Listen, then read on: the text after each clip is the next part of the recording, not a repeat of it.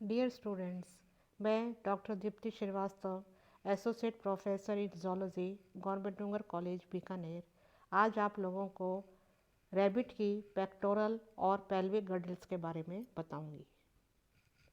Pectoral girdle, it consists of two separate halves placed dorsal to the anterior thoracic ribs in between the forelimbs. It supports forelimbs and protects the soft parts of the body from the ventral side. Pectoral girdle दो पृथक आधे भागों की बनी होती है जो कि एंटीरियर थोरेसिक रिब्स के डॉर्सल साइड में फोर लिम्स के बीच में उपस्थित होती है। यह फोर लिम्स को सपोर्ट करती है और वेंट्रल साइड से बॉडी के कोमल भागों को बचाती है या उनकी रक्षा करती है। Each half of the pectoral girdle is known as innominate. Pectoral girdle के प्रत्येक आधे भाग को इनोमिनेट कहते हैं। Thus, one half of the pectoral girdle is formed of a broad, more or less triangular bony plate called scapulocoracoid and a small clavicle bone. इस प्रकार प्रत्येक पेक्टोरल गर्डल का आधा भाग स्कैपुलोकोरेकॉइड जो कि एक ट्रायंगुलर बोनी प्लेट के रूप में होता है तथा एक छोटे क्लेविकल बोन से मिलकर बनी होती है। स्कैपुलोकोरेकॉइड, it is a mainly formed of scapula which is a thin, flat and more or less triangular bony structure. Its outer surface bears a prominent ridge called the spine which divides its surface into anterodorsal and posterodorsal portions to which are attached muscles. स्कैपुलोकोरेकॉइड मुख्यतः scapula की बनी होती है जो कि thin, flat और triangular bony structure है। इसकी आउटर सरफेस पर एक उभार उपस्थित होता है जिसे स्पाइन कहते हैं। यह स्पाइन इसकी सरफेस को एंटीरोडोर्सल तथा पोस्टीरोडोर्सल भागों में बांट देता है। इन भागों से मसल्स अटैच्ड रहती हैं। The spine terminates ventrally into an expanded knob-like structure, the acromion process, which posteriorly bears backwardly directed metacromion process. Spine अधर दिशा की तरफ एक फैले हुए नॉब लाइक स्ट्रक्चर में समाप्त होता है जिसे एक्रोमियन प्रोसेस कहते हैं। एक्रोमियन प्रोसेस के पोस्टीरियर या पश्च भाग में एक बैकवर्डली डायरेक्टेड पीछे की तरफ निर्देशित मेटाक्रोमियन प्रोसेस उपस्थित होता है। The apex of scapulocoracoid is directed downwards and forwards, terminating below into a concave glenoid cavity for the head of humerus. स्कैपुलोकोरेकॉइड का शीर्ष नीचे की तरफ डायरेक्टेड रहता है और आगे की तरफ यह नीचे से ग्लिनोइड कैविटी के रूप में समाप्त होता है। ग्लिनोइड कैविटी से ह्यूमरस का हेड जुड़ा रहता है। Above this cavity is present a small hook-like coracoid process, the rudimentary coracoid. इस कैविटी के ऊपर एक छोटा हुक लाइक कोरेकॉइड प्रोसेस होता है जो कि अवशेषी कोरेकॉइड है। This suprascapula is in the form of thin strip of cartilage situated along the dorsal or ventral border of the scapula. Suprascapula एक पतली कार्टिलेज की पट्टी के रूप में स्कैपुला के डॉर्सल या वेंट्रल बॉर्डर के साथ उपस्थित होता है। Clavicle is a thin slightly curved bone extending between the acromion process and the manubrium of the sternum. Clavicle एक पतली स्लाइटली कर्व्ड बोन होती है जो कि एक्रोमियन प्रोसेस तथा स्टर्नम के मैन्यूब्रियम के बीच में फैली रहती है. In this diagram, we can see the half part of the pectoral girdle. First part हम देख रहे हैं ऊपर की तरफ ट्रायंगुलर पतला चौड़ा भाग स्कैपुला, उसके बाद कोरेकॉइड बॉर्डर दिख रहा है. दोनों पोर्शन मिलकर सुप्रा कोरेकॉइड कहलाते हैं. आगे की तरफ एक कार्टिलेज की पतली स्ट्रिप जिसको सुप्रा स्कैपुला बोलते हैं. एक उभरा हुआ प्रोसेस जिसे स्पाइन कहते हैं. इसके कारण सुप्रा कोरेकॉइड दो भागों में बटी रहती है. स्पाइन पीछे की तरफ एक्रोमेन प्रोसेस के रूप में खत्म होती है और इससे आगे की तरफ मेटाक्रोमेन प्रोसेस दिखाई दे रहा है. कोरेकॉइड पीछे कोरेकॉइड प्रोसेस के रूप में समाप्त होती है और वहाँ पर हम देख रहे हैं ग्लिनोइड नीचे की तरफ ग्लिनोइड कैविटी. ग्लिनोइड कैविटी में ह्यूमरस का हेड जुड़ा रहता है.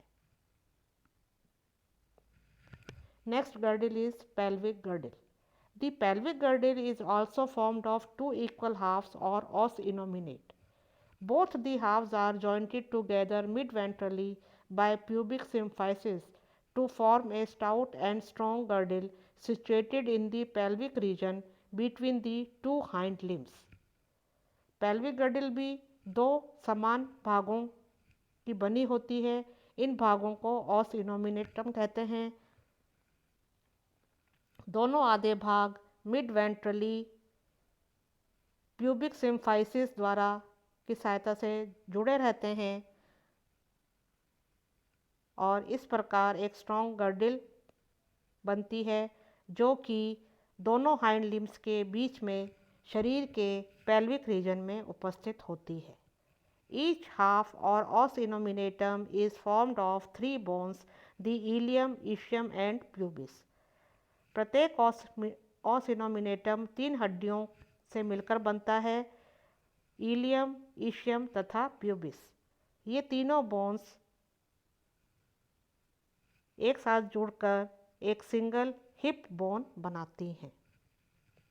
The ilium is the anterodorsal longest bone which bears a rough flat articular surface roughly at about the middle of its length for sacrum. Ilium anterodorsal longest bone है जिसकी rough flat surface sacrum के लंबाई के मध्य तक फैली रहती है. The anterior and dorsal edge of the ilium is raised into iliac crest. The ilium extends posteriorly up to the acetabulum. The posterior dorsal part of the os innominate is formed by the ischium. ilium पीछे acetabulum तक फैली रहती है. os innominatum के posterior dorsal part का जो posterior dorsal part है वो ischium का बना होता है. The posterior most part of ischium is broad and projects outwards into a prominent ischial tuberosity. The pubic is a narrow bone and forms the ventromedian portion of the innominate. Both the pubis unite with each other on the mid-ventral line to form a pubic symphysis. Ischium का posterior most part broad होता है और ये बाहर की तरफ एक prominent essential tuberosity के रूप में निकला रहता है. प्यूबिस एक नैरो बोन है जो कि os innominatum का वेंट्रोमीडियन पोर्शन बनाती है। दोनों प्यूबिस एक दूसरे से मिड वेंट्रल लाइन पर जुड़ी रहती हैं और यहाँ पर ये प्यूबिक सिम्फाइसिस बनाती हैं।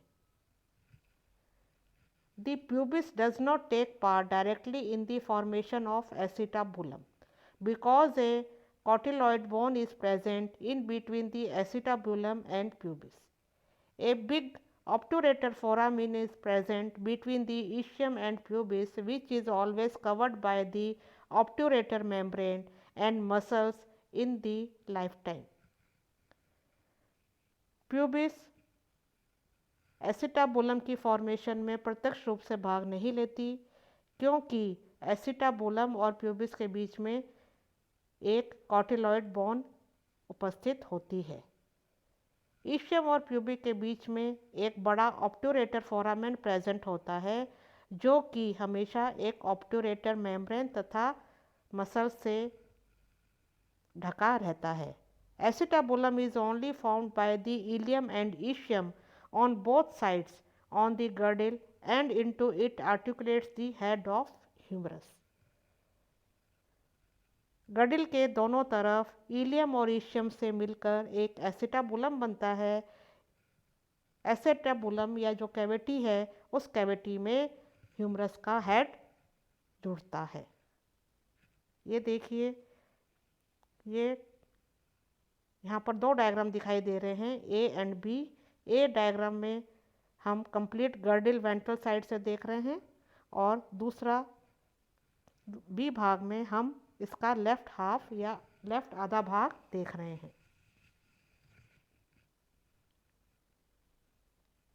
देखिए, इलियम ईशियम प्यूबिस से मिलकर एक आधा भाग बनता है। दोनों आधे भाग बीच में जुड़े रहते हैं क्योंकि ये दोनों भाग मेनली प्यूबिस की बोन के हैं, इसलिए यहाँ पर जो जॉइंट है उस जॉइंट को प्यूबिक सिम्फाइसिस कहते हैं। ईशियम में बाहर की तरफ एक इस तरह से प्रोसेस निकला हुआ है जिसे ईशियल ट्यूबरोसिटी बोलते हैं। ईशियम और प्यूबिस के बीच में ऑब्टूरेटर फोरामेन दिखाई दे रहा है, एक बड़ा फोरामेन। ईशियम और प्यूबिस के मिलने से साइड में हम देख रहे हैं एसिटाबुलम नामक कैविटी बनती है जिसमें फीमर का हेड जुड़ता है।